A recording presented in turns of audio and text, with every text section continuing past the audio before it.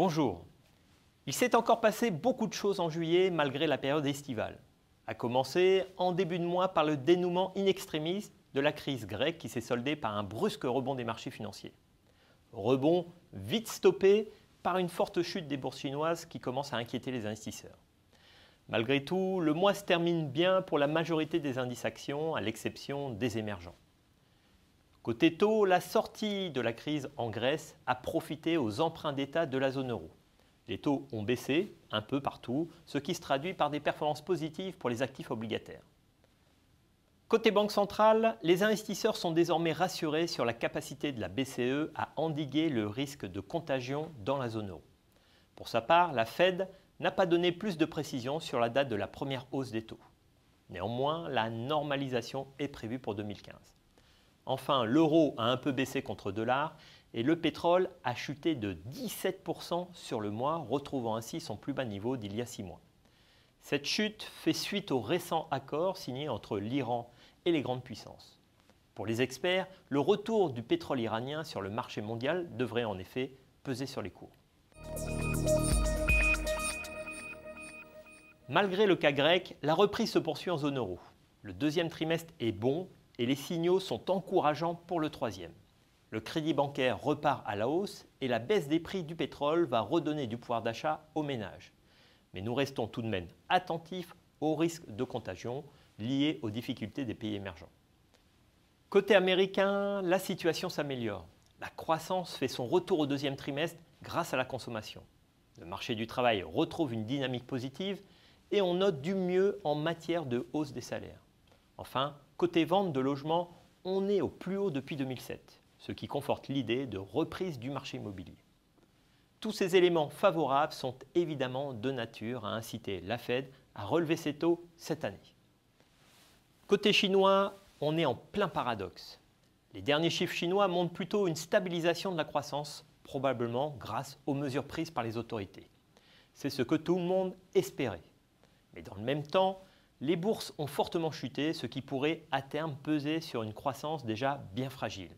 Même si, je vous le rappelle, elle pourrait faire rêver plus d'un pays occidental. Au Japon, la baisse du yen continue de doper le climat général. Bien qu'encore modeste, les hausses de salaire soutiennent également la consommation, même si une hausse durable des salaires se fait toujours attendre. Mais le pays reste très exposé à l'évolution de la situation en Chine. Il faut donc rester prudent. La croissance mondiale devrait se maintenir au niveau de l'an passé. Pour le moment, elle est tirée par les pays développés, mais elle pourrait être remise en cause par l'évolution de la situation en Chine.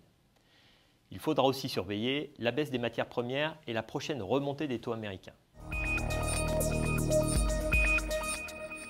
Ces incertitudes suggèrent que les banques centrales vont rester actives afin de soutenir la croissance mondiale. Pour l'instant, nous restons donc prudents, même si nous sommes toujours positifs sur les actifs risqués à moyen terme. À commencer par les actions européennes qui devraient continuer à profiter de la reprise économique. Dans l'ensemble, les premières publications de résultats d'entreprise pour le deuxième trimestre sont plutôt de bonne facture. L'euro reste bas et la BCE accommodante, ce qui va soutenir les indices boursiers de la zone. Au niveau sectoriel, nous restons toujours positifs sur les banques et les valeurs liées aux fusions-acquisitions qui profitent du contexte de liquidité abondante. On garde nos actions japonaises car elles ont fait preuve d'une bonne résistance dans la récente correction. Par ailleurs, les sociétés exportatrices devraient bénéficier de la baisse du prix du pétrole et de la faiblesse du yen. La neutralité reste de mise sur les actions américaines. La volonté de la Fed de remonter ses taux cette année contribue à renforcer le dollar et pourrait impacter négativement les marchés actions, déjà bien valorisés. Enfin, côté émergent, on est très prudent à cause de la Chine et du risque de récession en Russie, au Brésil et dans d'autres pays d'Amérique latine. En revanche, nous gardons nos actions indiennes libellées en dollars. Côté taux, la situation reste très liée au feuilleton grec. Après l'accord sur le nouveau plan d'aide à la Grèce, le thème du rendement revient à nouveau. Dans ce cadre, nous privilégions toujours les obligations d'État des pays périphériques de la zone euro et les obligations à haut rendement. Et on passe neutre sur les obligations d'entreprise bien notées, essentiellement pour des problèmes de liquidité sur cette classe d'actifs. On garde nos obligations publiques émergentes libellées en dollars. Par contre, nous avons vendu nos positions en obligations indexées sur l'inflation car la chute des prix du pétrole risque de les pénaliser à terme. Enfin, on est positif sur le dollar car nous pensons qu'il sera porté à moyen terme par la hausse des taux américains prévue en 2015. Et comme toujours, je vous invite à respecter les règles d'or qui défilent en bas de l'écran. Voilà, maintenant passez de très bonnes vacances et rendez-vous début septembre pour un prochain numéro.